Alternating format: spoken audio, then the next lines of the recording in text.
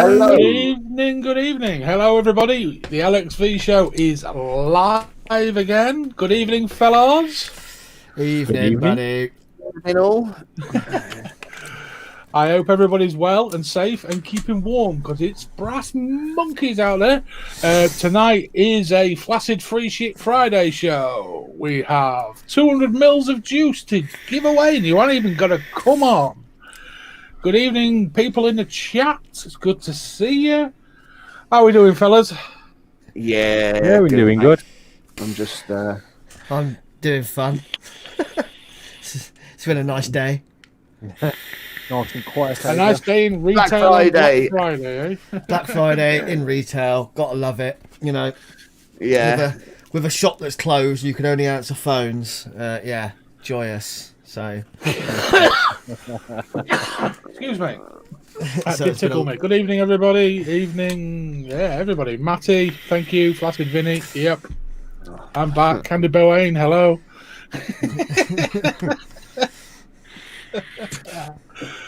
Oh, anyone get any bargains on Black Friday then? Apart from Josh's shop. Not from Josh's shop, no. But I've got a couple of things in my cart. 40% discount on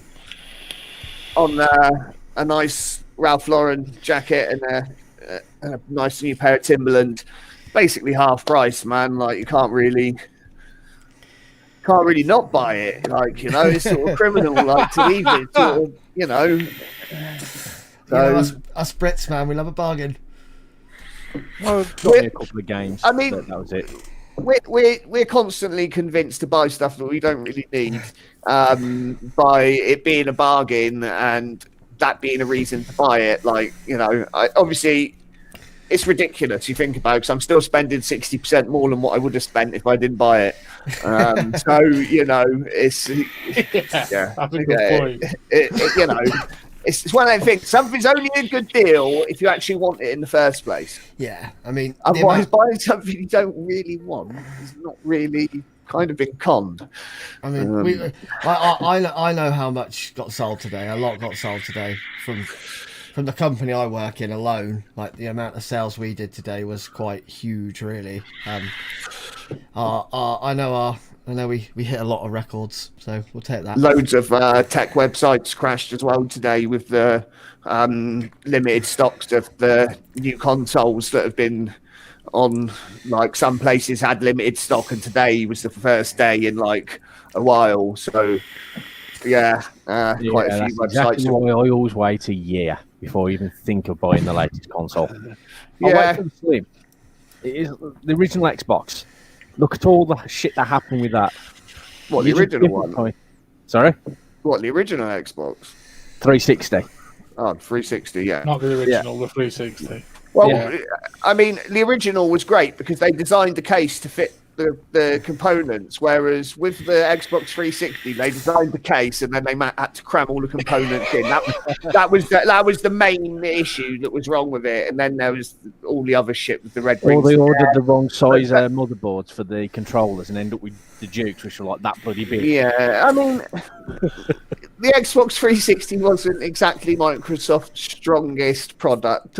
I mean, like, well, yeah, not Microsoft, but Sony. Here's one of my personal favourites. So, in the PS4, I think it was the Blu-ray player segment of it. It was actually an LG Blu-ray player because they could buy them cheaper from LG than they could manufacture one themselves to stick in it. yeah, That's nuts. yeah, and Sony pioneered the Blu-ray player. It's their design. They came up with it. They manufactured it. They everything. like Betamax. And they could buy one cheaper from LG than they could make one to stick in their PlayStation. I mean, like, when you go back to that, though, you go back to the PS3 and the Xbox 360, you go back to Microsoft backing completely the wrong horse with the HD DVD versus Blu-ray thing. Like, you know, it was one of them things. It just, you know, HD DVD lasted, 6 months? I remember we had in the shop, when they first came out, we had a HD DVD player. It was out before Blu-ray was out. That's right, yeah, they were. The first film we had on HD DVD was Superman. And it took, so you put the disc in and it took about 2.5 hours to load the film before you could watch it. So you literally had to we used to come in the morning and you turn, oh, can you see that? Yeah, mate, you're gonna have to come back about 11:30 when it actually starts playing, because it takes that long to load the disc. Like, it took that long, man.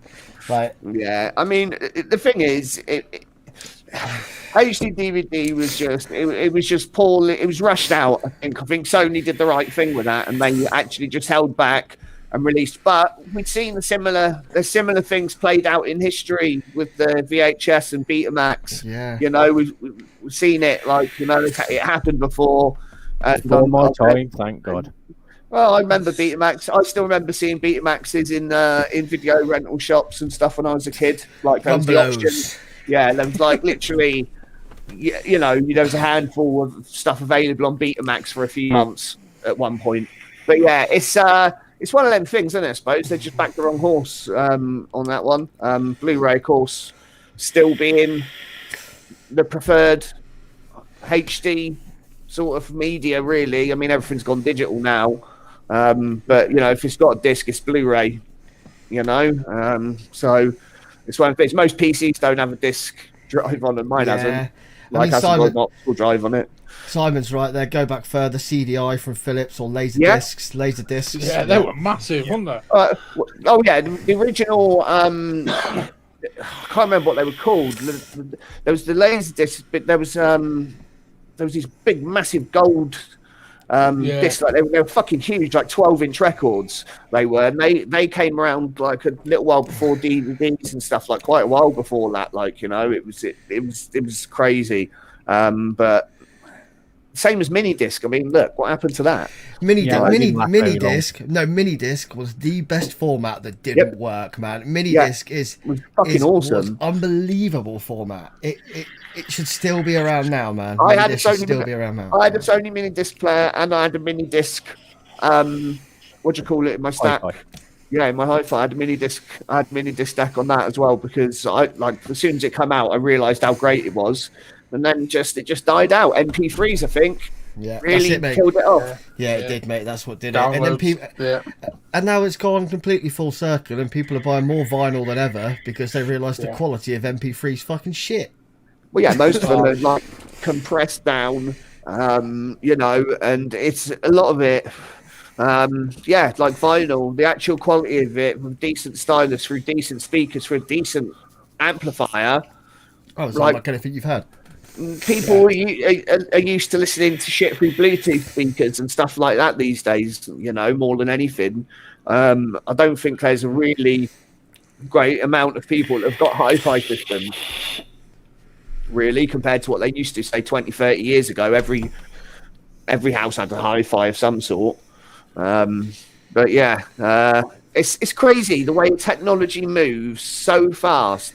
And I mean, we've seen it happen in the vape scene, you know, with certain stuff, like, you know, and how stuff evolves, but then it doesn't change really as well. And the core is still the same. I would say the vape scene's almost gone full circle again, with things like the billet box, like, being hugely popular. Really, it's an old design. Like, it's and it's actually a pretty shit design. I mean, like, you know, it's a great device and everything because you can customize it so much. Right, like that's what was so good about it, but that's not how it was designed. It wasn't designed so that it could be easily modified or anything like that. And I'd go as far as to say that 99% of billet box owners modify their billet boxes. The tank, the Bora tank, is one of the worst designs I've ever seen. It's just absolute dog shit. I don't even own a stock Bora tank anymore. The one I've got is an Ultim one that literally, it's got like a gasket at the top and the whole top comes off rather than sliding the front up and down. And it's got little pegs in it that you pull out and you can fill it while it's in the actual device still. But yeah, I like with the billet box, I think that now there's actually better Bora devices out there. The Delro, the Stash Box, the BMM Sun Box. There's quite a lot, actually. You've got the Limelight 5050. Do you know what I mean? And that's not even going anywhere near the clones like SXKs, you know, and even the Nocts, which are like 900 quid mods that are clones.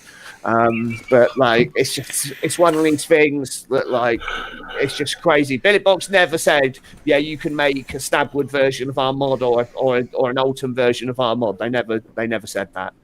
It's a bit of a crazy crazy world, the Billetbox game. But I've noticed a lot of people are dumping their billet boxes at the moment. They are. Yeah. They are dumping now. But I think that is because of the excess amount of other borrowed devices, including tanks that take the billet box bridges as well. So a lot of the people that like the billet bridges have now got a lot of more choice. Yeah, I saw the other day that I didn't realise that Limelight do an RTA, which is designed to take billet box bridges. What, the Arch, the one that I had? That's what I had on my Wicket. Remember? Yeah, that's what I had. That's what I had on my Wicket. I didn't even. I only looked up. I looked up the other day. Oh, that's cool. Oh, it takes billet box bridges. Yeah, that's quite cool. The 22mm one takes all of the standard type bridges, like the coil bridges and stuff like that. You know, the stock coil bridges.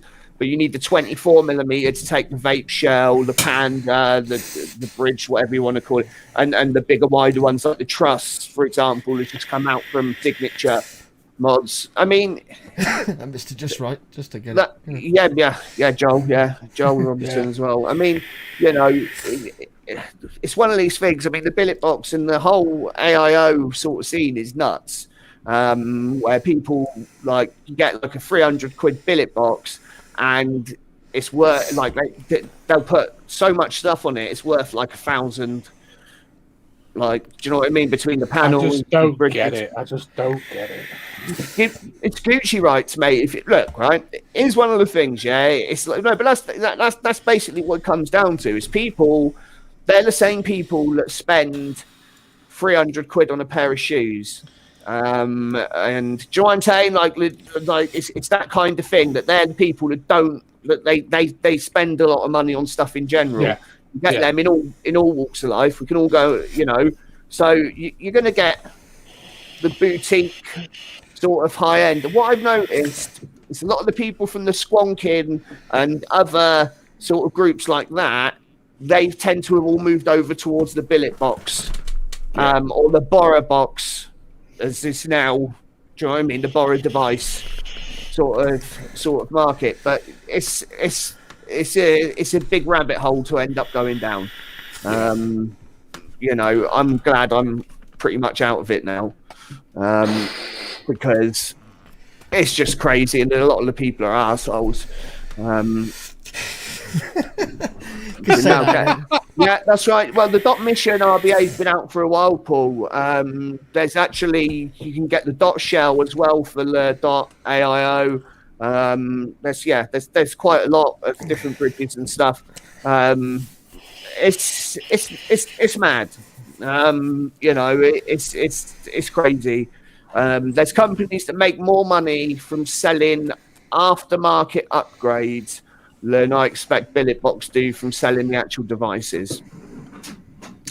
Yeah, I mean, it's like going back to anything like that. Do you know what I mean? Even when we were talking about the consoles a minute ago, they make no money on the consoles. It's all on the games. It's all on the extras. It's all on the. Do you know what I mean? That's how they make their money. So yeah, they don't make it on the actual device. They might make a little bit, but I mean, they've got to be making a loss on them consoles. It's physically, it's just not feasible for the claimed technology that's in them to be able to get it. I obviously can't say, but we did have some at Rich Sounds. We had a small amount of PS5s, both versions. And yeah, I know how much money they made when we sold them. And let's put it this way, they're not worth selling. No, they're kind of like a loss leader, really. It's just, you know, like to get people into the shop or whatever. Well, we didn't even advertise we were selling them. We just if a customer came in and asked and said, mentioned I'm buying this TV for my PlayStation 5, which I'm ordering, but oh look, I've got one. Do you know what I mean? I'll sell you one at the same time, sort of thing. Do you know what I mean? So that sort of thing. But yeah, it is. It's one of them things that. You know, I think that there's been a lot of shit gone on with the sales of them and everything. There's a lot for sale on eBay for like 600 quid and stuff like I've that. seen them Like, going for like 1,500 quid on Facebook and that. Right, it's ridiculous. like, Oh, mate, flippers like that can suck my balls. Yes. yeah, yeah, but look, right. In all honesty, though, people can list them up for whatever they want. I've been watching them sell on auctions on eBay. They're going for about £600 top, 600-700, like, you know. So the people that list them for that on Facebook, I don't mean that's what they're going to get. You know, it's just one of them. It's one of them things. eBay's your best indicator because you can actually see what they sell for. If you actually watch the listing, you can actually see what they sell for. I'm sure that's Paul answering me a question. Sorry, Paul. No, Richard sounds weird. We pride ourselves on not selling shitty products. Yeah. I'm sorry. I'm literally just winding you up. I'm not, mate. I've only ever owned one console. Well, I had a like when I was a kid, I had like a PS1. I've only ever owned one console, which is an Xbox 360 Elite. I didn't pay for it. I got given it when I bought a TV off my mate who worked at Curry's at the time, and basically he wangled it. He wangled it, so I got a free one. He mashed up 3 deals and basically got me the TV cheap and got me a free Xbox 360 Elite. So that's the kind of friend you need. Yeah, with Skate. So I played Skate for a while and then it never got turned on again. So yeah, I don't get much either. Real gamers don't need consoles anyway, so just saying. So anyway, yeah, that's quite an interesting start to the show. We've covered lots of the world topics right there. So, any new products or anything anybody's seen that's worth mentioning? Anything that's nice coming out? Not a new I got not a new product out. I got myself a new product today. Yeah. I haven't tried it today, so I haven't yet, literally, because I've literally just got home and haven't had a chance to even look at the deck. So this is I can't even pronounce it. Is it Skylar or is it Scylla? It's the Vicious Ant RTA. Skylar. The J Hayes. Yeah, I'm gonna call it like the Lawsuit RTA. But I got it on a good trade, so I thought I'd try it out, see what it's all about. Yeah, I did get me something new last week, but because of this laptop being a bit gay and shit, it decided it didn't want to play ball. So I'm going to show it off this week. Oh, nice.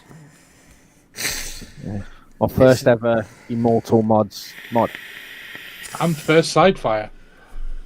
Yes. What do you think of it? I quite like it. But for the price it goes for, it's actually a really nice mod. Yeah, they're not expensive mods in the grand scheme of things, you know. I think they're really 140. Yeah, I think they're actually pretty reasonably priced. It's a really good price point for a really nice looking, solid. You know, it's going to hit well mech. Do you know what I mean? So yeah. Oh yeah. Very comfortable in the hand as well, to be honest. Yeah, actually, he has said technically the Hog was your first Sidefire mech. It's true. That's your first clip activated device. Yeah. But yeah, it's first. I do like the fact that you actually have a lock on it as well. There's a lot of mine I'm used to don't have a lock. Majority of Immortals do. It's only the Atom that doesn't. Really, I think, isn't it? So yeah, it's literally the Atom is the only one that doesn't have the lock in. Doesn't have some sort of Grip's got a lock, Siege, the CAD, they've all got locks. Yeah, Viking, like, they've all got check locks. Out the locking mechanism on it. It's actually extremely simple. Which is basically a fire button encased inside a bit of plastic. Most things that work well are. Yeah. Most things that work well are really extremely simple. I mean, like on the Siege or the grip or whatever, I actually, if I want to put the lock on, which to be honest, I don't really use the lock that much myself, but if I want to put the lock on, I actually undo. I'd like half sort of turns to slacken off the top hat, lock it, because otherwise, if you do it up quite tight, you're not going to really move the the lock very easily with your fingers in the little thing. So it's better to let it move freely. Also, when you clean them as well, so I've worked out a little way to make sure that they always fit back in without any fucking about.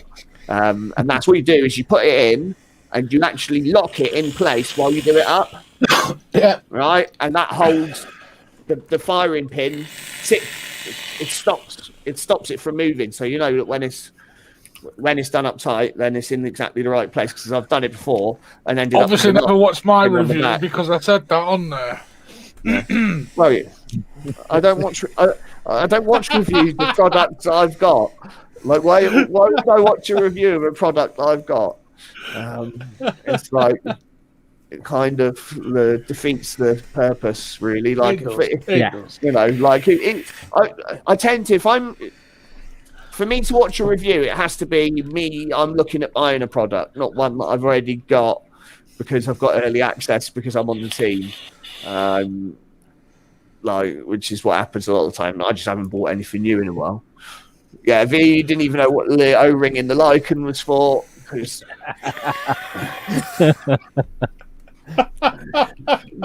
didn't even take the sleeve off. I still haven't. I mean, it's yeah. I suppose if you didn't take the sleeve off, if you didn't have another sleeve to change, and there was no reason for you to take the sleeve off. I mean, you should have took it apart and had a look at it. Like, really, Vinny. I mean, you know, if you're going to be thorough about things, you know, you should have really. What is Vinny we talking about, though? But this is what happens when you do these rushed live reviews. I sense Vinny want to move on. All of a sudden. Wasn't live. It was recorded, right? I'm joking. Shut up. 18 hours to render that on this laptop. 18 hours. The fuck to you doing? render it. Bitcoin mining. And I've I mean, crashed. 18 hours and it crashed. Yeah. I was gonna say this now, Vinny. I honestly don't think it was worth it. Sorry, mate. I'm just joking with you. But it's been, sorry, it's been a really long fucking day, man. How big is the video file? I'm just trying to work out how slow your processor is. It's not big. It was only 13 minutes long, the entire review. You and it get took 1 gig of RAM. 18 hours. This wouldn't be. I mean, the RAM will help. It's the processor's got it's the processor. Like, I mean, the more cores and the more threads the processor's got, the faster it will be able to do them. And obviously, the higher clock instructions per cycle that the processor's actually. Vinny's one clock and 2 threads were working. Yeah, I was going to say, like, one core, 2 threads with 0.5 ICP individual clock cycles per second, which is about as slow as a car. All going to change. All going to change. It's all going to change, and you'll be like, this is still fucking slow. Honestly, I mean, at the moment, there's some really good deals to be had. Actually, to I be hope fair, to God it's not. I mean, look, at the end of the day, it'll be better than what you've got, but it's one of these things. That could be true, Paul. It's one of these things to get a really good processor that's actually really going to deal with it. You've got to spend a lot of money on it to make any sort of significant dent. What processor did you get? Ryzen 5. Which one? 3200. The 32. Mate, it's still going to piss over what he's got now. Yeah, no. I mean, it's not a bad processor, to be fair. Was it 6 core? Is it a 6 core or is it a 4? Yeah. 6 core, 12 threads, isn't it? Yeah. I mean, that's going to be a lot better than what you got now. A hell of a lot better. So that'll be done in like 2 hours rather than 18. Yeah. Yeah. I mean, you know, it's one of them things. It's like when people talk about, this process is better than that one, a lot of the time they're talking about like 2 minutes faster rendering time, and it's like, what do you fucking do? Do you know what I mean? You know, it's not a difference. Yeah, you wouldn't. It's something you wouldn't even notice, you know. And a lot of the time as well, you can you just leave stuff working as well. You can just leave it and walk away from it. But that's the only thing with technology, though, is as fast as it comes out, the faster it just becomes obsolete. The next stuff that comes out. Technology's advancing at an ever-increasing rate, so it's moving quicker than it's ever moved before. So it's quite crazy, really. Yeah, it is. Yeah, it's all done and dusted, and I should hopefully be up and running nearly next week. So can't wait. I really can't wait. Hopefully, I've got a massive backlog of reviews to get through. Because after doing that Lycan and the 18 hours, I just thought, fuck that. I ain't doing more waiting for that. Yeah, I mean, 18 hours, that's a long time. I mean, Jesus Christ, that is a long time. Like 18 hours, like that's a long time. I mean, I remember remuxing like media files and stuff like that to like change the format or whatever, and it taking them sort of times. But I'm talking like 15, 20 years, like 15, 16, 17 years ago. Fuck, man. 18 hours. I've had to think how long it would have took mine to upload it then. Yeah. On Intel Pentium. Yeah, I mean... Chris records a review. It'll be done in 2029. 2129. It's only a 2-minute video. Right, shall we move on to another subject? Yeah.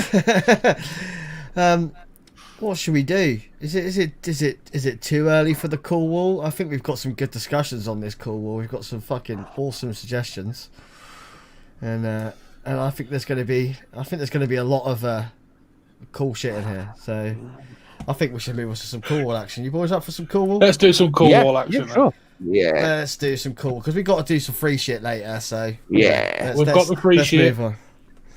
Let's move on now. Cool wall time, motherfuckers.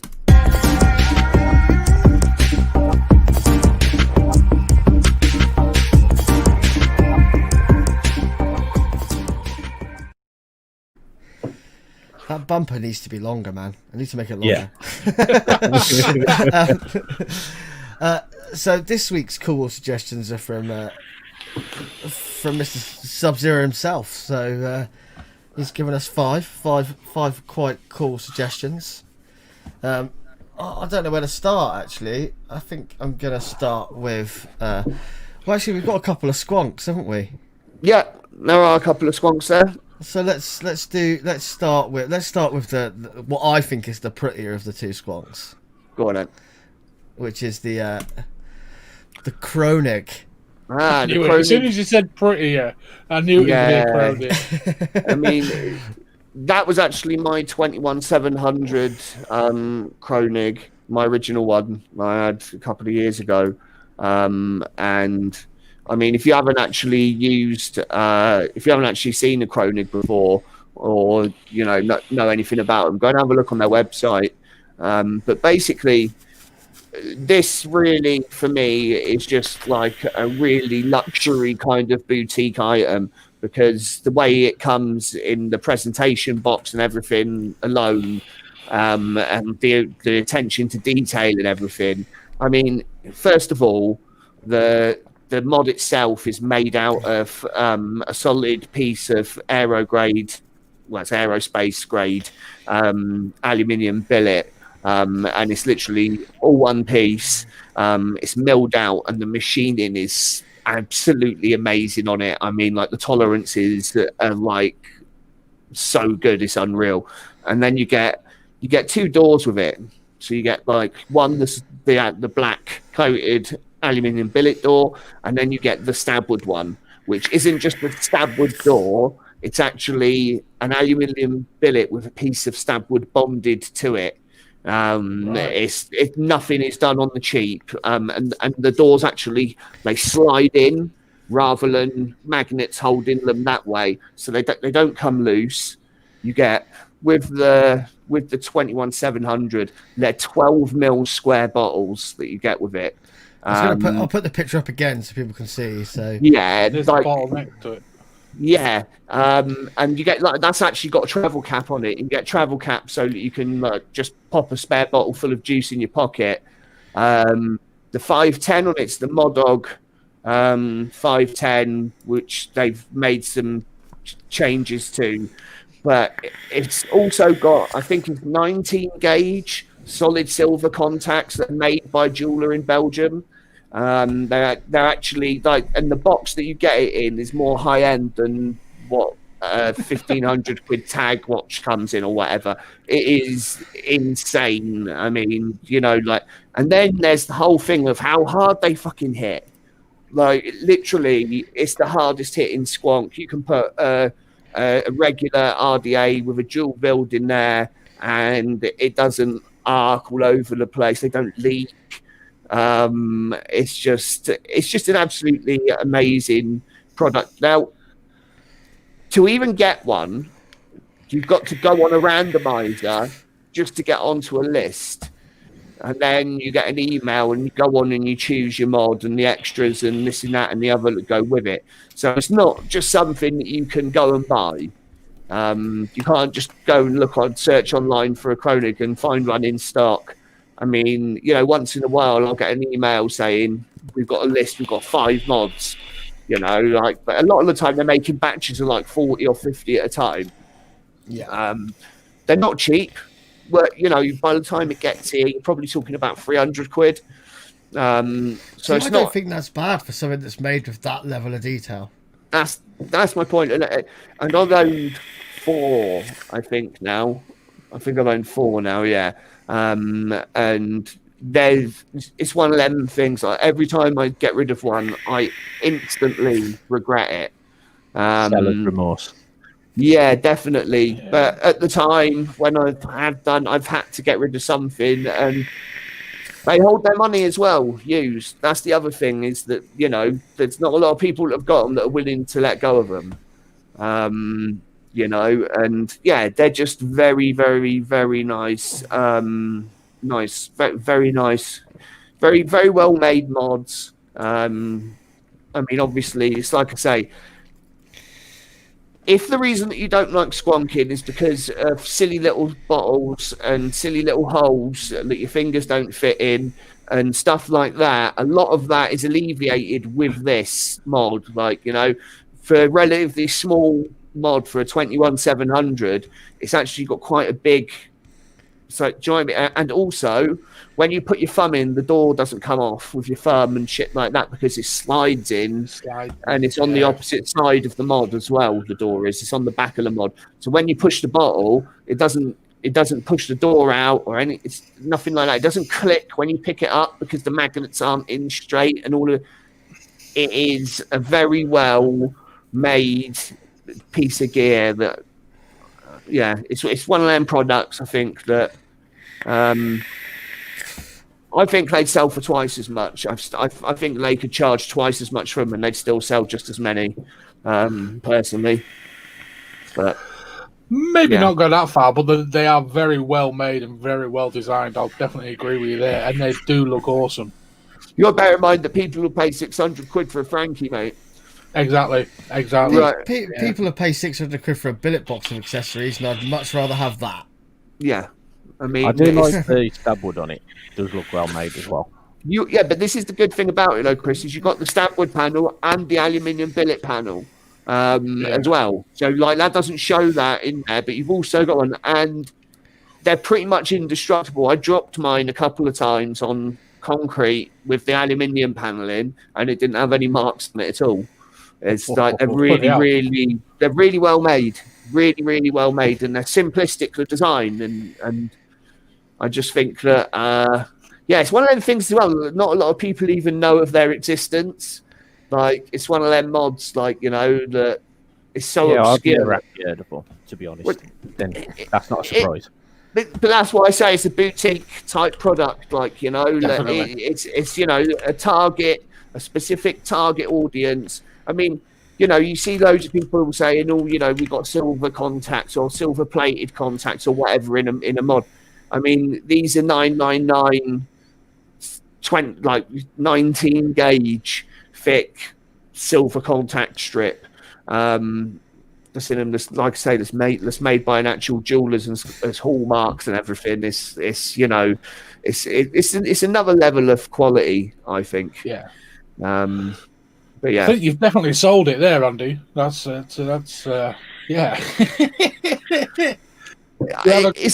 It's one of the, I think, even if you didn't like squonking, it's still cool because of just how it's designed and everything. You know, it's just so well made that even if you don't like squonking, you can still appreciate how good the product is. Yeah.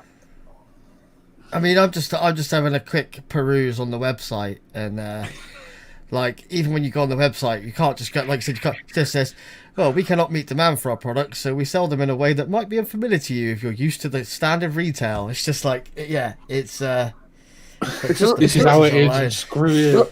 It's a lot like Limelight, you know. It's a lot like Limelight. You can go on there and order direct, but it doesn't mean you're going to get it straight away. You've got to wait for them to make it. Like, you know, it's one of them things. They're made to order. And the good thing is you get to choose the stab wood. Like, you'll get like a big selection as long as you get. If you get on the list, as long as you get in there quick, you'll basically get the choice of so many different color variants. That's cool. You know, they are actually doing like a Stormtrooper white one as well, which I think that'd actually be pretty nice. I did see some pictures of it they were on their website a while ago. But yeah, they're just absolutely awesome bit of kit, I think. Are we ready for a vote then, guys? Yeah, I think sure. we'll have a vote. Yeah, let's vote. Yeah, so I think we can skip past the uncool and we'll go straight to cool. Nobody. Sub-Zero.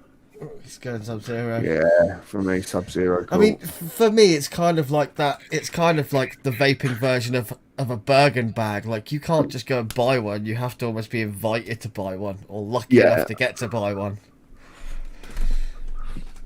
Yeah. Sub-Zero. See, I think it's beyond Sub-Zero cool. I think they're way beyond that. I think they're bordering on the ultimate squonk, aren't they? Really, let's be honest. I really think they perfected it, and that's one of the reasons why the design hasn't changed really in a few years. I mean, it went from 18650 to the 21700. In fact, that was the first 21700 model I ever heard of. Like, so they equally predicted that 21700s would be popular. How the fuck did they do that? Like, literally, I with the Simpsons. I really don't know. Like, it's one of them things, but 21700s were not a thing when that mod, the 21700 version, was made. It's crazy, but like, they must have got them out there in Sweden and something. Yeah, you know, maybe they had some contact somewhere, but I don't know. It's one of them things. It's very hard to predict.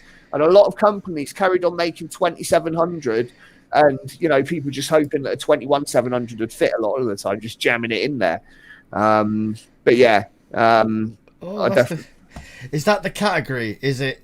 Shane's just put. Is it sub-ohm call? Sub-ohm call. Yeah. I mean, yeah, you can have that as a, that goes past Sub-Zero as a sub. But yeah, for me, I like it. Whatever level of coolness is the coolest. It's that. As far as I'm concerned, absolutely amazing product. And yeah, I think it's a shame, really, and it's good though that nobody else has really copied their design. Like, you know, I think it is good that nobody's really copied their design as well, because there's not anything even remotely like it out there. You know, okay, there's squonks that have got a stab wood panel on them, or that are entirely made out of stab wood, but it's not the same. No, definitely not. Right then, Josh, cool. What's the second one of I think as we've just talked about nominations one squonker, for the cool wall? I said, I think as we've just talked about one squonker, I think we just move straight on to the next squonker. Shall we do it back to back?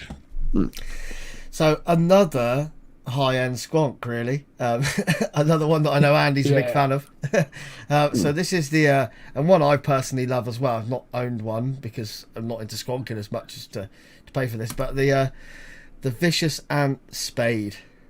Yeah, I mean, in all its different versions, the mech, the DNA, the SX versions, 21700 to the 18650 version, the design again has stayed pretty constant for a few years, and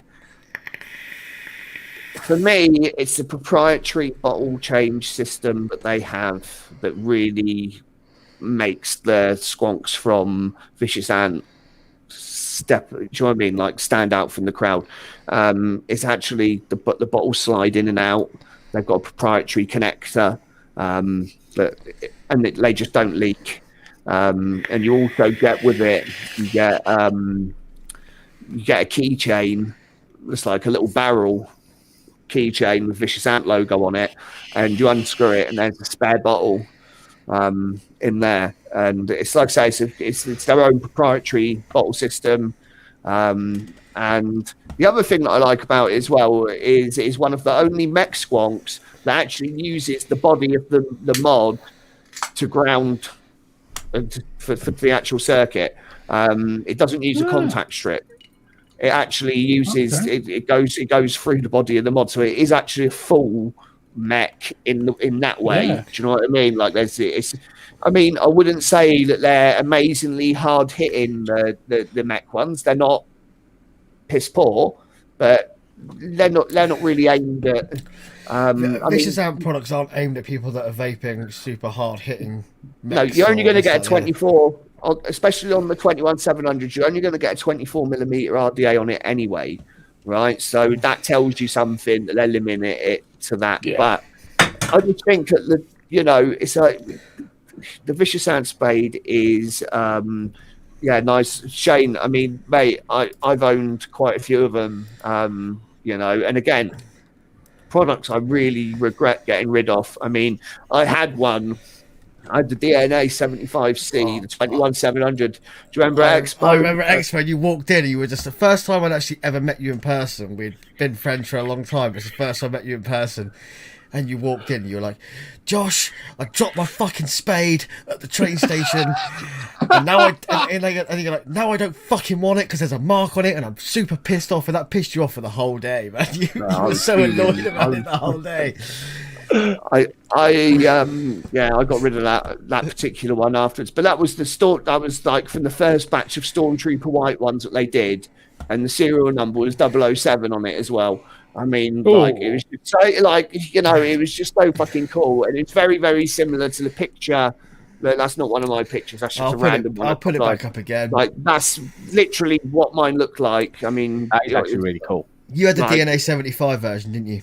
Yeah, I mean, but it was the same color, and the door was the same color and everything as well. And I actually believe that is a DNA as well, because it's actually got the badge on it. They only have the badges on some of them, the actual Vicious Ant badge on the front of them, and that's if they're DNA, or if they've got the regulated chip in them. The mechs don't have that silver badge on them. The first batch of 18650s did, but then when they started bringing out the different ones, that was just another thing that separated the regs from the mechanicals. Never knew that. Yeah, a lot of people didn't. It was kind of one of the things that I'd see a bit of confusion about on sales posts and stuff. But see, I've got a couple. I've owned quite a few squonks. I'm not a huge squonk fan. Like for me, if that was just get rid of the squonk bottle and make that dual battery DNA, I'm all over that. God, do you know what I mean? I know you're not going to get the spade in it, but they could do something. They could make that out of like an acrylic or something. Do you know what I mean? And fill that. You still could. Fucking amazing. Do you know what I mean? You could still have that, and it just show a part of the battery. Yeah. Do you know what I mean? They could actually make a metal battery tube and still have the cut out then, but it's showing the metal battery tube inside. So, but the thing is like Vicious Ant, you're missing your new design team over at Vicious Ant. I know we're not based in. I know we're not based in the Philippines, but yeah, I mean, if you want to hire Gary Glitter, crack on. But he's based in the Philippines, I think, isn't he? Yeah. Yeah. Oh, Jesus. For obvious reasons. Yeah, for obvious reasons. But yeah, like honestly, the squonks from Vicious Ant, not only do they look really good, but they work really good as well. I was going to put the Club Omega, the AIO up, but I didn't think that it was really worth it, if I'm honest with you. As much as I love it, and I think it's probably the best AIO out there, it's a bit of an obscure niche product, if that makes sense. Like, cause it's got its own internal RBA deck and everything. It's quite a strange one. But that's why I decided to go with the Spade, was because it must be good, because I've had like 5 or 6 of them, and I wouldn't keep buying them if I didn't think that they were good. The only thing I will say is don't get one with an SX chip in it. The fucking SX chips are horrible. Anything with an SX chip in, I just go, nope.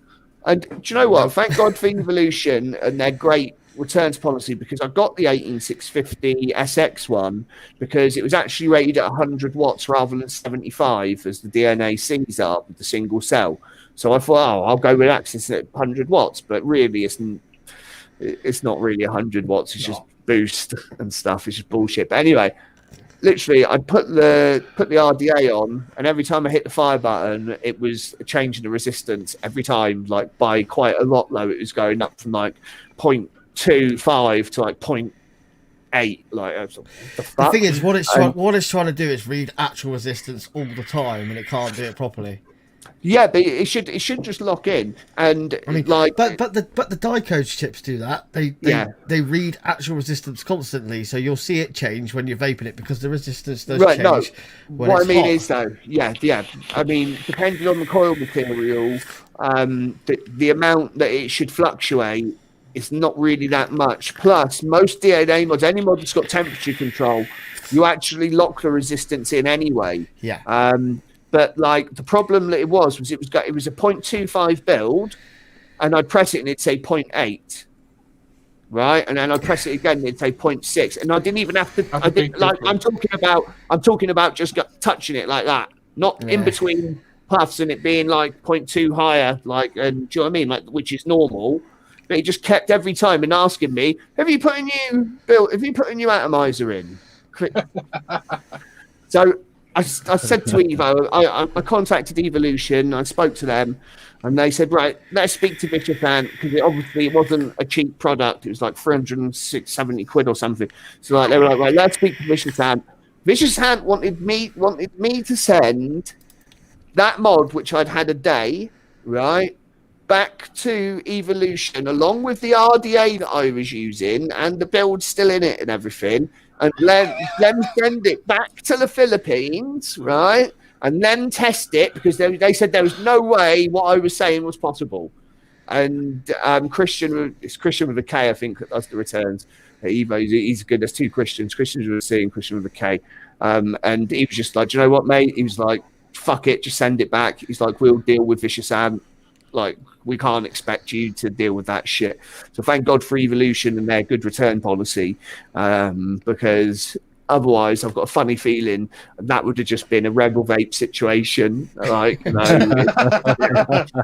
it'd just been, yeah. So, I mean, if anybody saw my post today in one of the Facebook groups, where I was looking for a particular type of mod, I was like, any of these types of mods around, and the first mod I got off was Rebel Vape. The first mod I got off was a Rebel, and I was just like, yeah, cheers, bro. I saw it. I saw it, bro. Thanks for that. I'm just going to see what's around. I'll think about it. Do you know what? I think what makes me so bitter about Rebel is not actually that their products are shit and their customer service is shit and all that stuff, other stuff, right? Is that really it's a good, fundamentally it's a good product, and it's a great design from a British company, and if it just worked, it would be fucking awesome, like, and but they don't seem to learn by their mistakes, and that's my issue with it, is that Yeah. they haven't learned by their mistakes, and they haven't moved on. And that's the mark of any good company, is that if you make an issue, you go, we fucked up, let's sort it. It's how you sort it. Yeah, It's how you sort. Like, there's no company in the world, no matter how good they are, that doesn't make mistakes, because everybody does. Everybody's human, Nope. and it's how you rectify those mistakes Yeah, that makes the difference. I mean, it amazes me that people buy a Rebel Vape product because the reviews that are even on their website, that they're too lazy to take down, that say, you cunts, you fucking said this was in stock and you never sent it, or whatever. It's all there on the website in the reviews. Yeah. Like, it's literally all there. Like, and foolishly, I still... Yeah. Anyway, back to the cool wall. Are we going to take a vote on the vicious ant spade? Yeah. Are we going to take a vote? We're just going to put all the spades in together, like mechanical, regulated. Yeah. Because there's something out there for everybody, whatever you want. So again, I don't think I do love the spade design. I do love that spade and the club, and they did a heart version as well. But that's the diamond, the cutaway. It just looks fucking awesome. The spade is the one you always see. Yeah, you never see the heart or the club.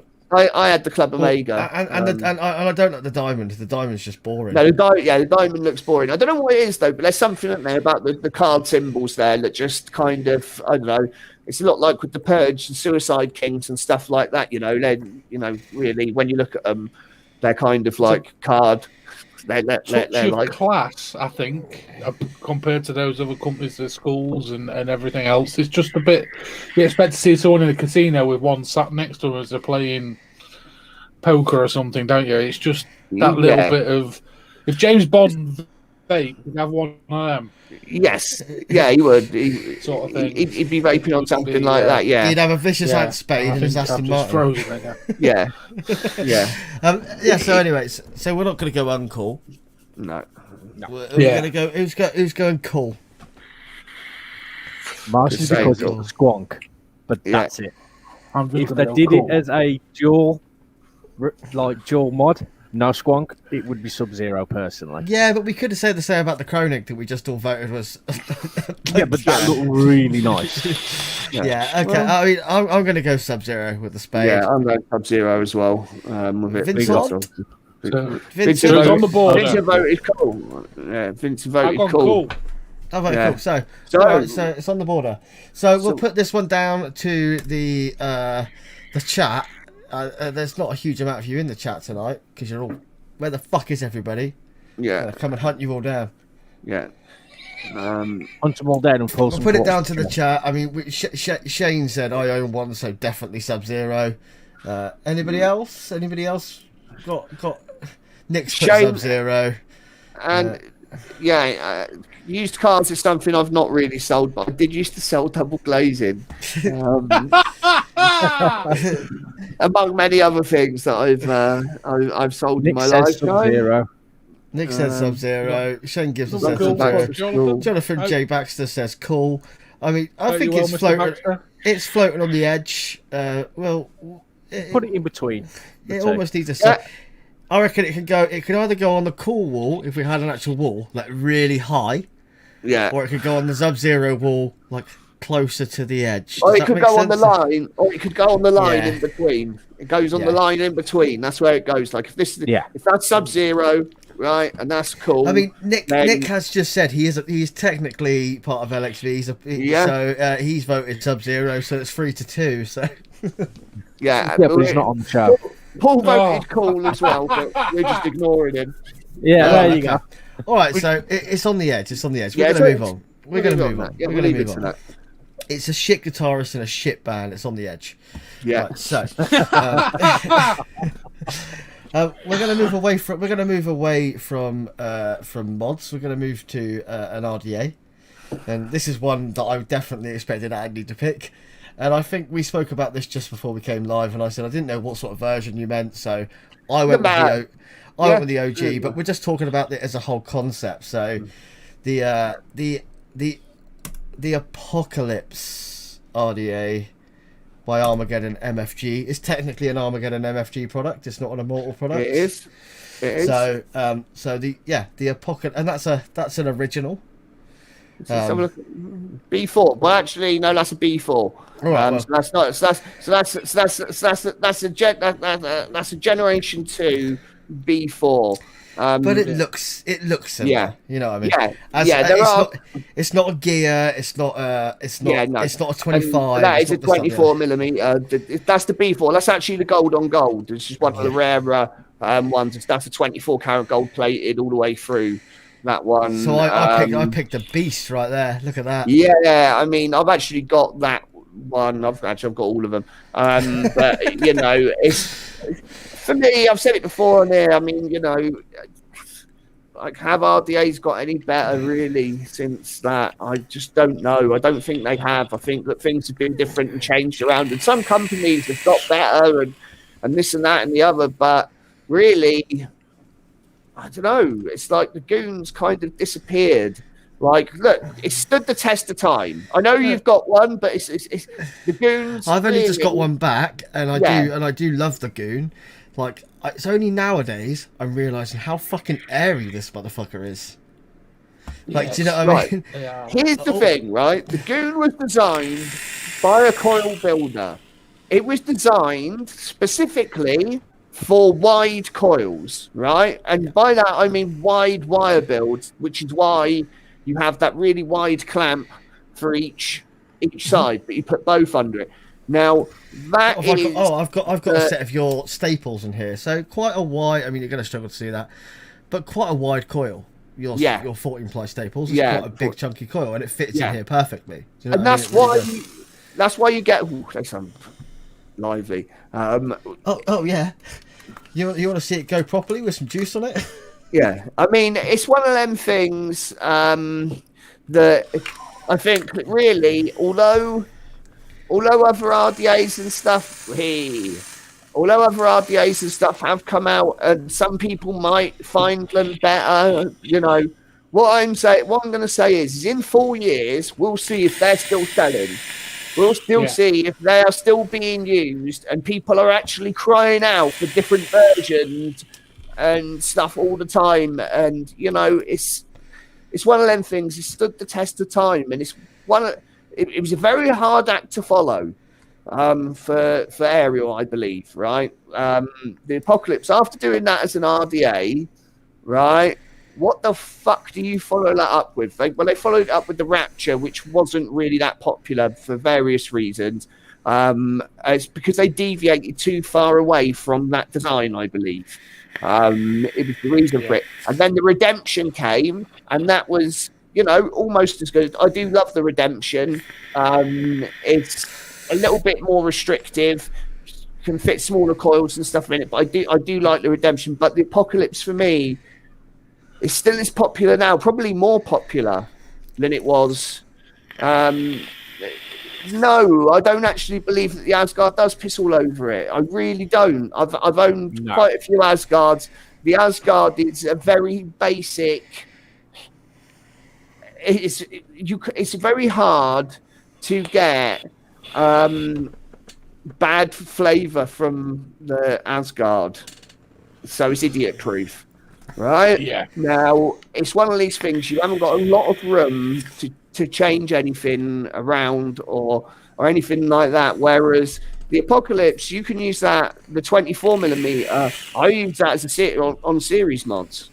You know, I use that on series mods. I find that the Asgard Mini, which is the only one that's really comparable to the Apocalypse because of the size, the Asgard Mini has awful spit back, really bad spit back, because of the coil position, and fundamentally it is a good RDA, but it's nowhere near in the same league as the Apocalypse. But that's just my opinion. I mean, different horses for different courses. Yeah, everybody likes one of those things. But we'll see if I own both. I own a B1 and I own a Asgard Mini. Say again, mate. As someone that owns a B1 and someone that owns the Asgard, I will say the B1, flavour-wise and building-wise, the B1 is better than the Asgard. And I'm not on the team for anyone. No, I mean, What? I've owned quite a few Asgards and I sold a fucking shit ton of them, right? So I'm under no illusions of the popularity of the Asgard. But it's a bit of a flawed design. I mean, you know, it's That Autumn as well is a bit of a bloody nightmare. yeah, but that's the only way that they could get the airflow to kind of direct it. Like, this is the thing, it's one of these things that, yeah, okay, the Asgard is okay, but I don't think that in 4 years' time people are still going to be talking about it, No. let alone using it. How long's the Apocalypse been out for? I think it was early 2016, maybe the end of 2015. Right, so an original Apocalypse was my second ever RDA. So my first ever RDA I bought was a Goon. Exactly the same as this one. Not this one, but exactly the same as this one. It could be this one. I didn't take that serious. It could have been sold on and gone back to me. But my second ever RDA was an OG Apocalypse copper one. And when I switched, I was like, "Oh, this is a bit." It felt a bit weird, but actually, the flavour on it was fucking phenomenal. Yeah. But I did let it go. I let it go over the whole setup because the guy wanted to set up, and I let the whole thing go, which is a bit of a shame because they're hard to come by now. Those OG Apocalypse, because everyone that's got them doesn't let them go. But yeah, I mean, I've used lots of Apocalypse. I've used every gen pretty much of Apocalypse, and they're all fucking phenomenal. So What I would like to see is Ariel do a separate cap and try a honeycomb cap just to see what a difference that would make on the airflow for flavour wise. I had a chat with him the other day about that, just for an experiment sort of thing. We'll have to see how if he actually does it. It'd be quite cool, I think, just to see, because obviously honeycomb airflow at the minute is all the rage. Obviously the Asgard and everything else. It'd just be quite interesting to see what a difference that'd make. The thing is right. So with the honeycomb airflow or the multi sort of hold type effect, is as long. The way Ariel designs an RDA is he basically, if it can go on like a mech or something like that, the airflow has to have a certain amount of surface area to it. I think it's 5mm or 6mm of surface area. So it's one of them things then. Once you do that and you spread out that surface area, airflow, right the way around the side of the RDA, right, you're going to end up making it so that the airflow is not directed at the coil, which is one of the things that I think that the Apocalypse is so good, is because the airflow is a circle, and the way that I'm building it is like, as I look through that now, I can see the bottom half of the coil in the circle. Yep. The airflow's like that, and the just coil. Looking at mine, I don't think that'll pick up on there. And the coil is up. There you go. So you can just see it. So the air comes right in underneath and goes up. I don't see what's the benefit of spreading that out rather than having it directed smack bang at the coil. This is one of the things that, like, you know, obviously the honeycomb. Sorry, mate, you're really lagging badly. People say that honeycomb airflow can be less turbulent. It's a bit of a smoother draw because it's coming through smaller holes rather than two larger holes. And it's less whistly as well. No, the Apoc only whistles if you put your coils in the wrong place, mate. Yeah, that's your coil position. Yeah, it's coil position slightly off. Right, let's have a vote. I think that we all know where this is going to go. Yeah. I'm just going to say it's going Sub-Zero for me. Yeah. I'm just going to say that. I'm going to Sub-Zero. I think there's no... It's a no-brainer. I dread to think how many I've got kicking around now in various formats. I've got a bunch. I technically only own one now. Not because they're bad, just because I want to fund other things. And you all know recently my style of vape has really changed, and I'm enjoying the way I'm vaping now, and I'll probably change again. So at some point, know me. So we'll move on swiftly. We've got another mod and something actually we haven't done yet on Cornwall, so I'm going to do that first, and we'll do the other mod last, because we've done two mods, done an RDA. So we're going to go with, it's going to be, this is the the alien coil. The alien coil. Yeah. Coil maker putting on coils. Photo credit of Mr. Andy Bohane. That's actually a set of his coils. Yeah. As you can see how fucking phenomenal they look. Yeah. I mean, look, the reason that for me that makes it so cool is that the guy Blue Eyed Goon, back to the goon, goon. The same guy. I mean, he came up with the alien coil, and he could have patented that. And he's even said, I mean, the first version of the alien coil looks absolutely nothing like what that looks like, because the first version was basically, it was a stovetop type spiral coil, and it looked kind of like a mohawk-ish type design. And that was the first iteration of the Tricore Alien.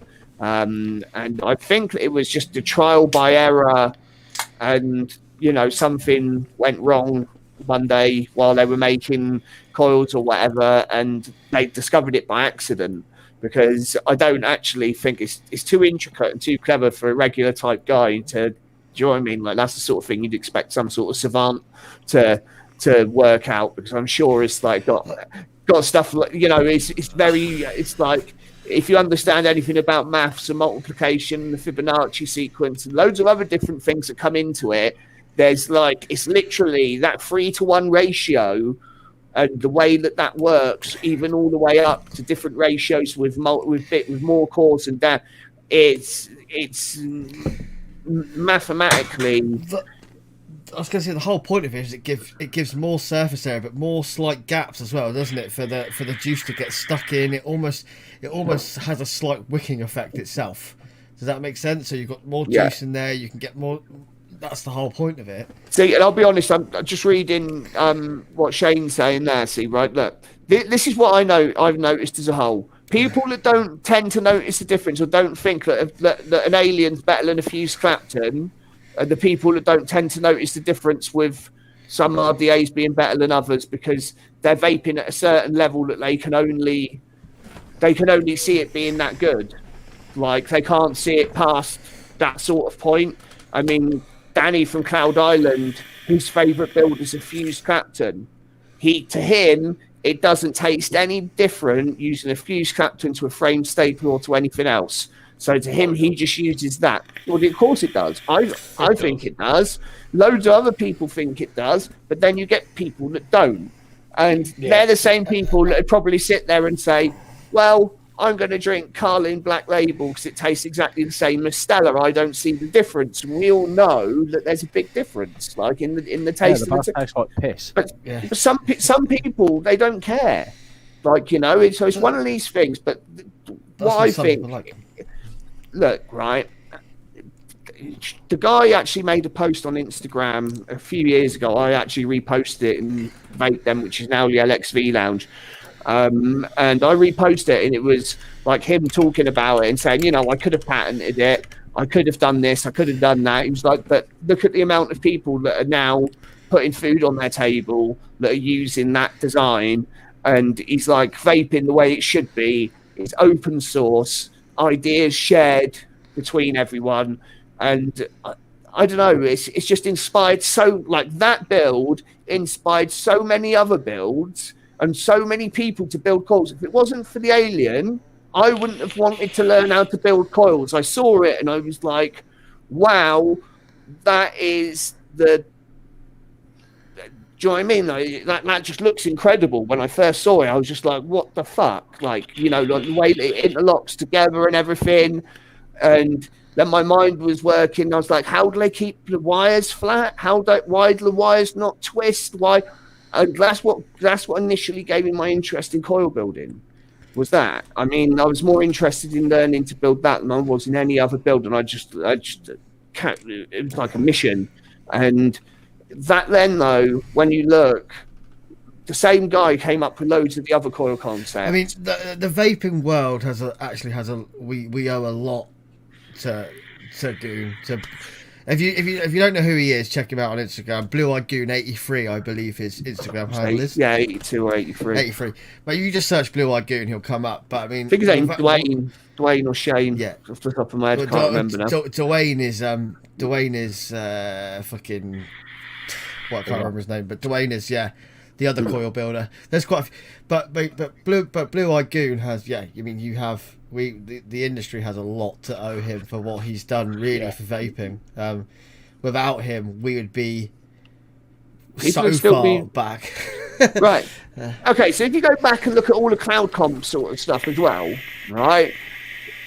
Back, say 5 years ago, cloud comps, like, a lot of people 5, 6, 7 years, however long ago, but they were using twisted builds. Do you know what I mean? Just basic twisted builds, and that was what they were using. And they were winning cloud comps for that. And then these came out, and it totally, I mean, it changed the way RDAs were made. It changed the way that a lot of juice, it made such a big difference, I believe. And then alien became a buzzword in vaping with, the Chinese companies making alien Clapton coils, which are just Flapton, and selling them on thing. And then there's obviously the Smock alien, which I believe that they took the name from the actual popularity of the alien coil, that was around the time that it was become real popular.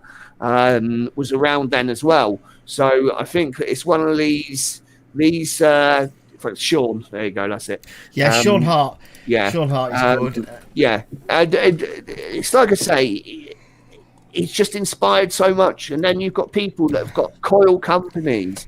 You've got people I've just Googled Blue Eyed Goon 83. That's what so it is. Blue Eyed Goon 83's Instagram handle. And you've got people like Kent Twisted Messes who are literally there in 2015 going, thank you, Sean, for sharing your techniques. Without you, I wouldn't have my company. I wouldn't have this, that, and the other.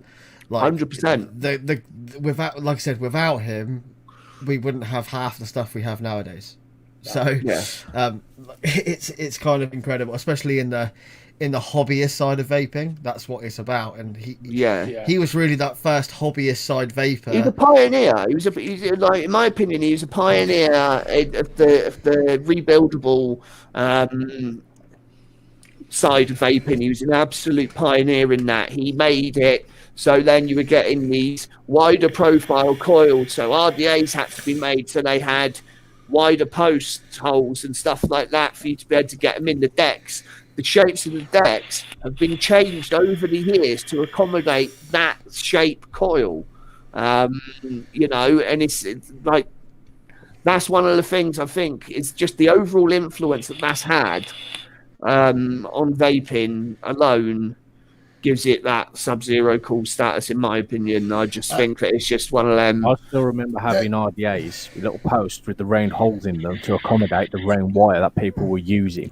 And then starting to use things like aliens, Claptons, fuse Claptons, and trying to get them in there. And like, this is bloody stupid.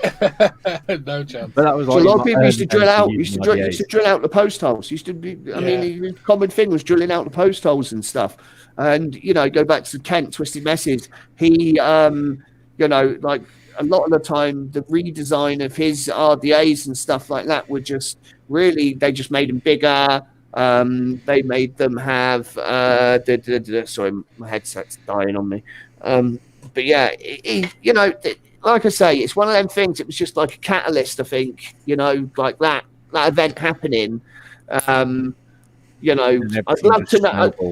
I really would love to know exactly what happened in the coil building thing that day when that happened. Because it'd be amazing to try and actually talk to him and go, look, the alien coil. How did that come about? Was it something you were just fucking about with? Was it a happy accident? Was it this, that, or the other? And it's, I really don't know. I mean, all I can say. They're not a staple, literally, but they are a staple of vaping. Yeah.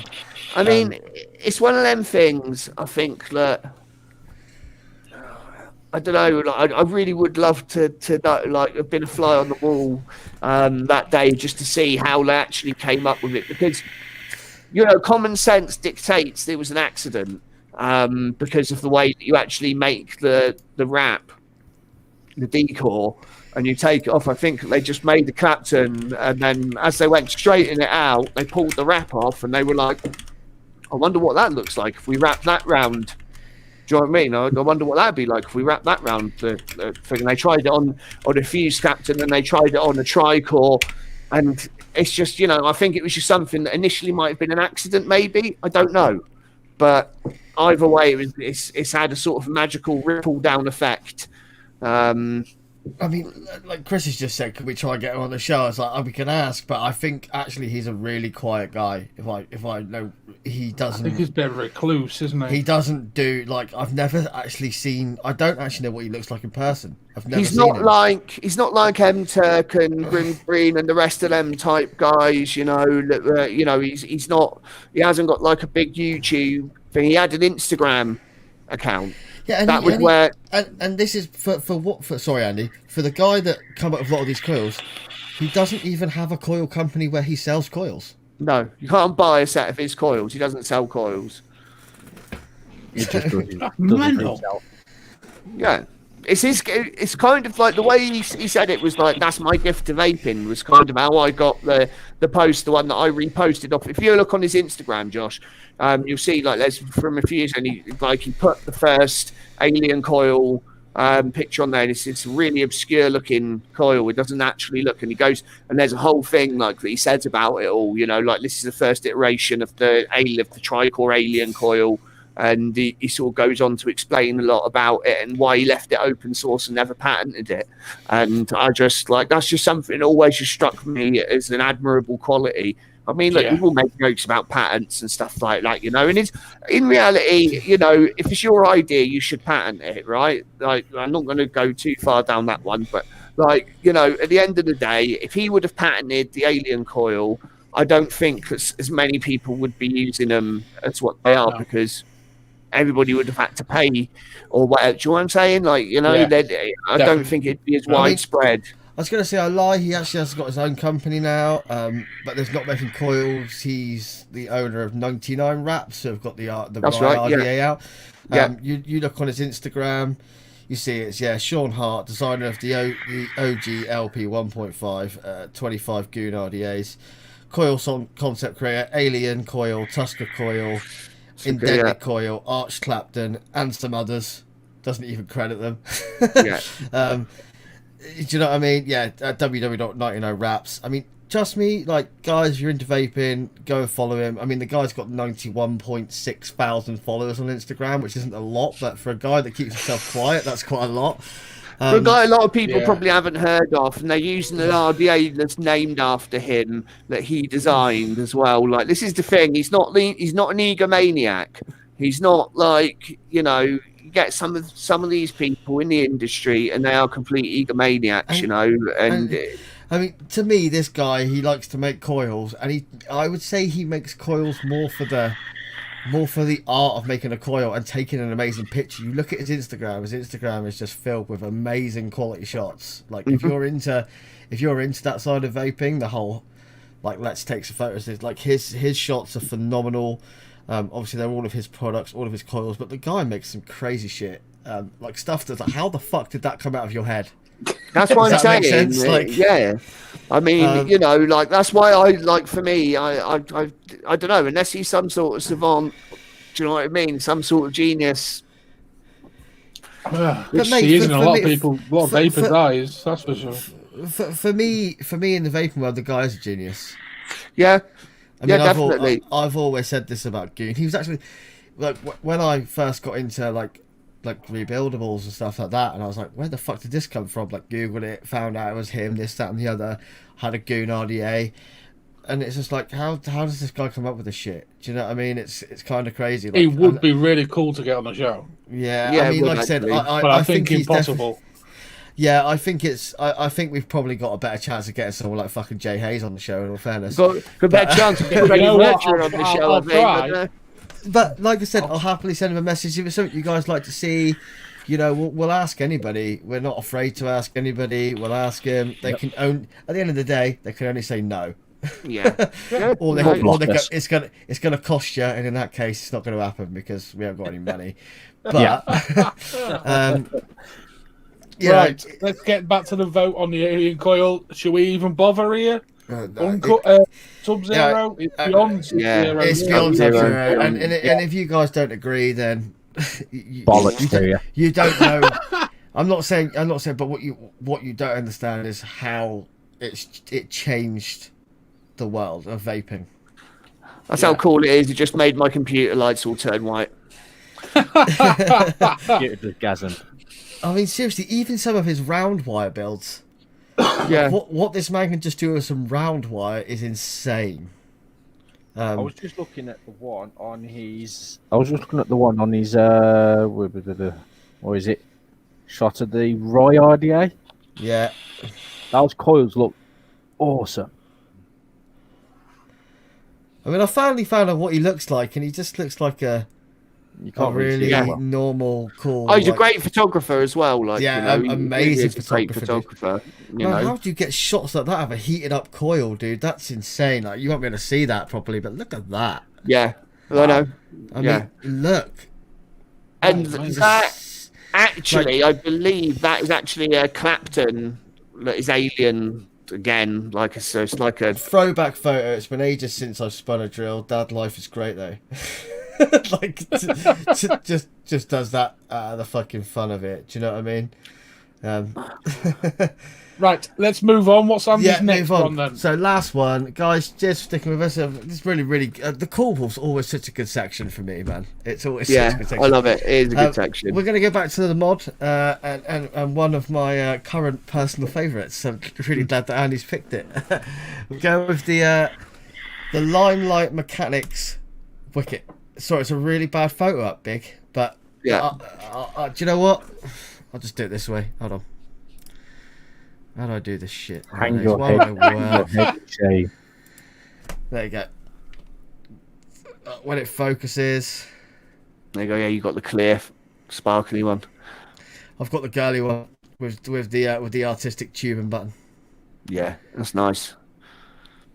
It is really nice, actually. It's pretty. It's a bit girly, but I like it. I don't give a shit.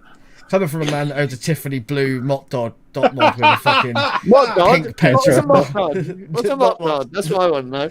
It's a knot mod nowadays, mate. It's a knot Yeah. mod. They don't even exist anymore, do they? They do, but No, they I don't make don't fucking think- mechs yeah. anymore. No, I mean, for me, the reason I chose the Wicket is because that's become like an iconic mod for Limelight, even more so than the Gloom and the Freehand and stuff like that they brought out before. They And it's don't- not a squonk. They don't make this anymore. No, but it's become very, very iconic. They've only just stopped making it a little It's now- while ago, though. It's now the pylon. Pylon, yeah. Which is flatter. It's not as rounded. Yeah. It's only when you go to Limelight's website and it's not on there, you're like, what? Why is the Wicket not on there? You can still pick them up. There's places that have got them, and I'm probably after I mean, this show's Dijad's finished, work about to buy is another just- one. But like- this is how is this all handmade?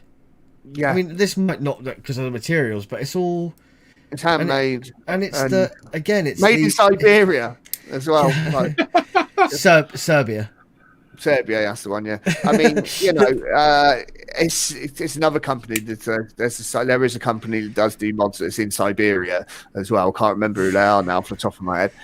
But yeah, I mean, just the design of it, the fact that you can actually buy one that's got a dicodes chip and swap it out for a DNA chip. Right, in the I don't know if same you can mod. see this. I'll put the It's if just you fucking- can see up here, so it's difficult to see, but at the top where the board screws in, that you can literally unscrew the contacts, and I could literally bolt in a DNA 60. You by can myself. you can buy. I could take those two screws out of the top, those screws out there, and those out there, and I could replace it for a DNA 60 by removing and replacing 6 screws. Yeah, it just drops That's in, cool. boom. And Jesus Christ. so you know, they're awesome mods. They're just really well made. They look cool. They go with the sort of what I like is the understated.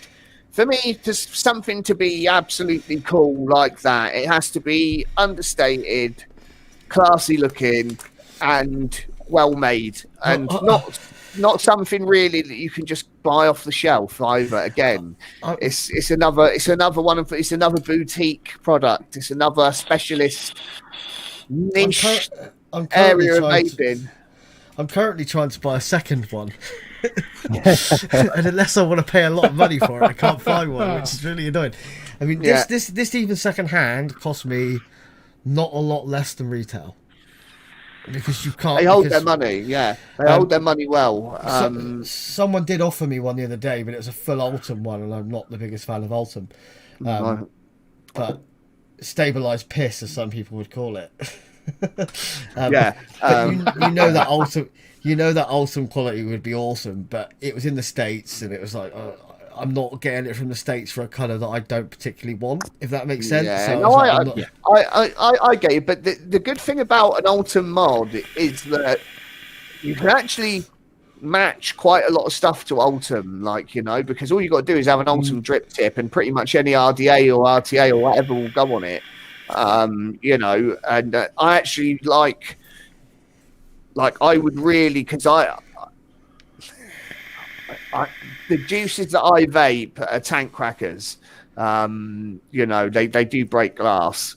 So they're quite acidic, most of them, citric type juices. So I like RTAs, for example, like the Fatality that's got the Ultim sections on it, because that way I can use them and not worry about it just breaking, like. Oh yeah, no, I'm not saying Ultim's, but I'm just saying a whole mod made out of Ultim like that. It looks a bit full on. Did you see the J Hayes Vicious Ant full Ultim? Yeah, but that man would make himself out of Ultim if he could. Yeah, I mean, but this thing, it looked like golden honey. Yeah. It was just, it was high polished Ultim. It was fucking gorgeous. You see, the one I got off wasn't high polished. It's matte Ultim, and I'm sure I could probably get it and polish it. But that's work I don't want to do. Polishing Ultim's not as easy as you might think, because Ultim is actually, it's like a military grade sort of toughness plastic. It's really tough, man. Yeah, really like tough. POM and Ultim are actually the same thing, just a slightly different color. It's just a different color, I believe. Which POM is the white. Trying to get Vinny to clean a mod. Good luck with that. But for me, I mean, are there cooler mods out there than it? Yeah, but I tell you what, you go to any vape shop or you go anywhere with that mod and there's vapors, people are going to ask you what that is. I mean, do you know what I mean? Until I got this the other day. Well, I got this about a month ago now, and I'll be honest with you, I've not put it down. And I said it wouldn't leave the house, but I can't. The last few days, I can't leave the house without it. so it's come to work with me the last few days. You need one of them douchey pouches. Yeah, man. But luckily it's safe. Like, I put it by the back door, and when I get there, we've got this big shelf, and I tuck it behind the fire alarm. So nobody can see it, so it can't get knocked over. And then when I get there, I take it out and I put it to tap of vape and I put it back. But the thing is, though, it's one of them mods that if it's on the side, even somebody that doesn't necessarily vape, they'd see that and they'd be like, "Oh, what's that?" Do you get what I mean? It's one of them things that people are just going to want to pick up because it just looks. And it's just the form factor. Look how small it is. My hand can cover it. And you've got the interchangeable tubes. You can get Cerakoted tubes. You can have engraved tubes. You can have gold-plated tubes. You can and the 510 as well. You can and the button. You can have it all done to match. There's loads of different options on them. And again, the quality. I've never heard anybody say I've got a Limelight product and the quality's shit. Oh no! Right? I mean, it just doesn't happen. The way this is made. The way it's made is just unbelievable. So, my button just fell out. They do that when the guy goes, the buttons are down in the bottom, aren't they? No, they're not. They're in the same place. They're just not attached in, and I've just. Yeah. Following Vinny there, I say. It's now somewhere on the floor. I'll find it in a minute. Yeah. Do you know what? They do fall out very easy. Who needs a button to vape? I just does. Fine. But like I say, you've got the choice there of the two chips. You've got the choice of the two chips. There's so many different finishes. They'd make you one out of Swiss cheese if you asked them nicely enough. I'm sure of it. They literally. Don't say that, Vinny. He'll have to. Yeah, So, I mean, I am going to find that button because they're not cheap. yeah, So. no. But I mean, it's one of them products that I think that even if you're not into the low wattage kind of, do you know what I mean, like single coil type RDAs and RTA type things, which that's aimed at, is because it's 60 watts, right? So it's a niche sort of area in vaping, but it's just. You've got to appreciate the design and the overall quality and how small they are, and they're really light as well. I mean, like you could chuck it in your pocket and it doesn't feel like it's weighing you down. They're just really solid mods and really nice. And Yeah, I mean, I'm just gonna. the fact that you can't get them anymore makes them even cooler. I'm going to take this apart just so you guys can see it. So, I mean, that's my tank off. So I can then take the faceplate off. That's got interchangeable button. Like I said, you can change that for a DNA. Buy a DNA board and just bolt it in. Obviously, unscrews the battery cap. Battery out. And then the battery tube comes out as well. And then if I want to take the battery tube out. And you can have different finishes on the battery tube, like you can have them etched, you can have them Cerakoted. So they're actually a registered Cerakoter as well with that company that does the Cerakote. Everything's done. The machining is just. Tolerances are great, aren't they? It's just precision made. Slot that in.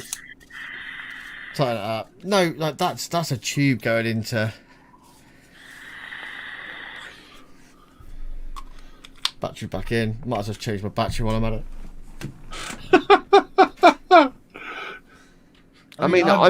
I'm fully in love with this mod so much so that I've just sold a load of other mods to try and fund another one.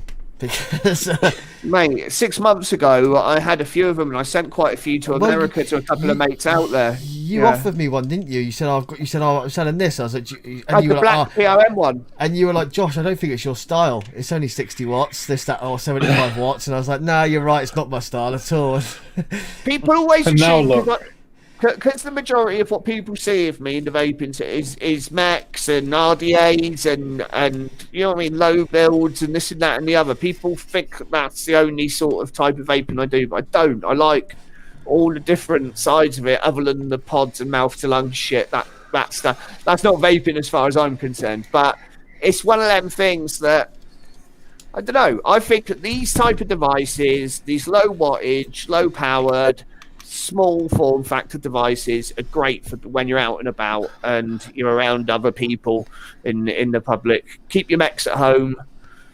Do you know what I mean? Keep your mechs at home. Stop blowing your clouds of coronavirus down the street and giving vapors a bad name. I've heard that they make the 5G, if they change the frequency on it slightly, it turns to vape. Should we get the vote on the wicket then?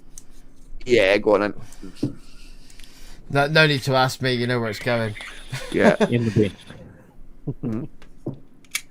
So cool? Anyone just think it's cool? Sub-Zero then, we'll just go to the top. Yeah. Sub-Zero, yeah. Straight in there. I think it's going on there. Yeah. Right, okay. Guys, that was a really interesting call. I think that was 5 products in call all Sub-Zeros. Yeah. Next week we'll pick some shit ones. Actually, isn't that down to the guest? It's Rim 101, isn't it, normally? It will be down to our guest, Sean Toot, next week. I know what he would have thought of the wicket. It would have gone straight in Sub-Zero, so... Yeah, I mean... For the really shit stuff, that's for Rim 101, isn't it? I mean, you know, that's what Rim 101's for. It's for the really shit stuff. You know, it's just... Well, didn't it sound really quiet now? Josh has turned his microphone off. It does, doesn't it? Yeah, it does. But yeah, it's. I think there's some good additions to the cool wall. The cool wall's actually getting populated quite well. It definitely is. with some great products on there as well. Stuff that, you know, it's not just your average everyday vapor type stuff. I mean, I was talking to someone the other day and they tried to tell me that Heavy Hitter was a high-end mech. And I was just like, yeah, okay. You know, if that's on the head with a heavy hitter. yeah, well, I don't know. Either that, they spent too much time on the shitter. It's just, it's one of them things, like, you know. But this is the thing, though, isn't it? I suppose everybody's got their idea of what high end is and what, and you know, and, different. yeah. I mean, like, you know, you get people and they'll be like, oh yeah, look at me, I've got a Smock Alien, like, and then we'd all been like, but we'd still put it on the cool wall though, because of what it represents, and that's the thing. It's not always about the product itself, but you know, especially things like that, like the Alien coil. I mean, Josh really hit nail on the head there with just like how he said about how much it influenced vaping in general, like, well, that side of vaping, you know.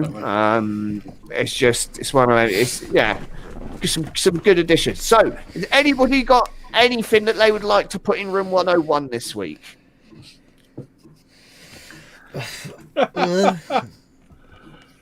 Anybody got anything this week? No, I'm all right for a room for a miss on room 101 this week. Yeah, all right, we'll give it a miss. We'll give it a miss this week. I think because we need to give away some free shit.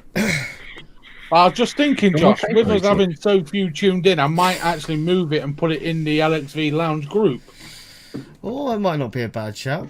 Ooh, give a few I've more got 200 ml of juice sat here. Yeah. So, you want some free juice? And at the minute, I know exactly what it'll be, how I'm going to do it, and I'll pop it in the group probably tonight. Yeah, I think I'll pop it in there. I think we can do that. So we'll do it that way and try and get the LXV Lounge on group. Yeah, there's not many people in here. There's 5,000 people in the lounge, so let's give away some shit in there. Yep. Yeah. So I think it'd just be a good idea. Yeah, no, I think that's a good idea, guys. If you're hanging around for that, get on the lounge after the show, and yeah. So maybe we can do a room. I mean, I've got nothing to go in room 101 personally, but no, I've not tonight. Andy has, so let's do it. Room 101, motherfuckers.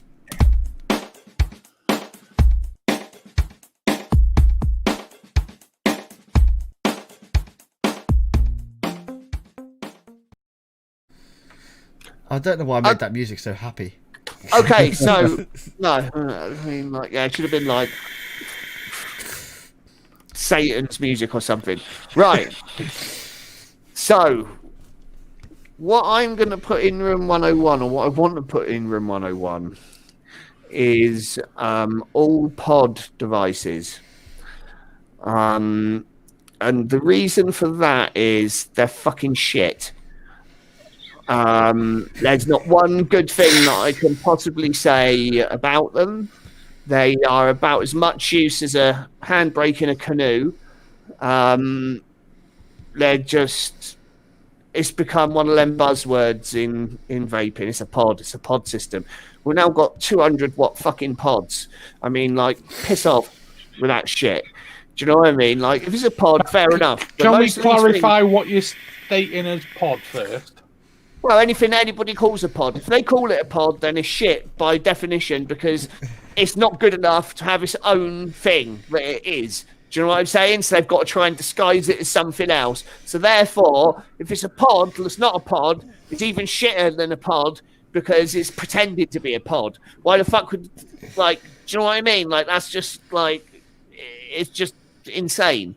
Like, okay, the definition of a pod, for me, is that it's 100% disposable. You take it off, you throw it in the bin, you put another one on. The coil, everything's a closed system, right? It's a closed system. Like, you know, you fill them up, but eventually they burn out and you throw them away. If it's got a removable coil, it's not a pod. If it goes to 200 watts, it's not a pod. If it's got two 18650s in it, it's not a fucking pod.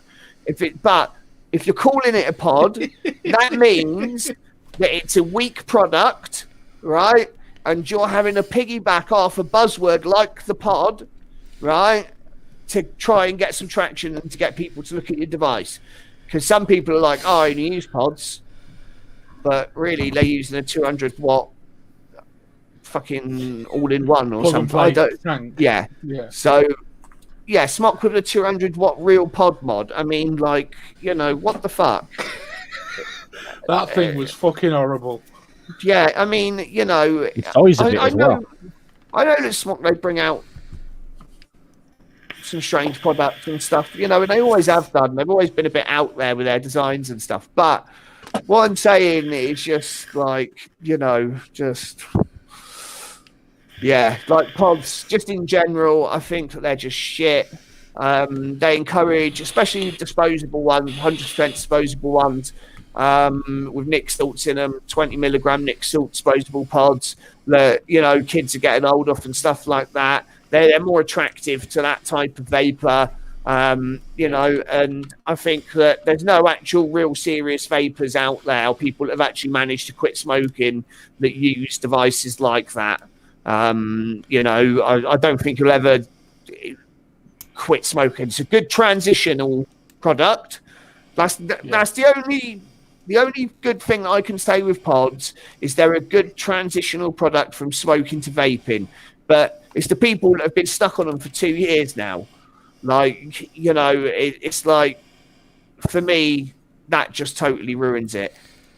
You see, as much as I would like to say yes, personally, and put them in Room 101, I can't, for me personally, because of that exact thing that they do is transition the smoker into vaping.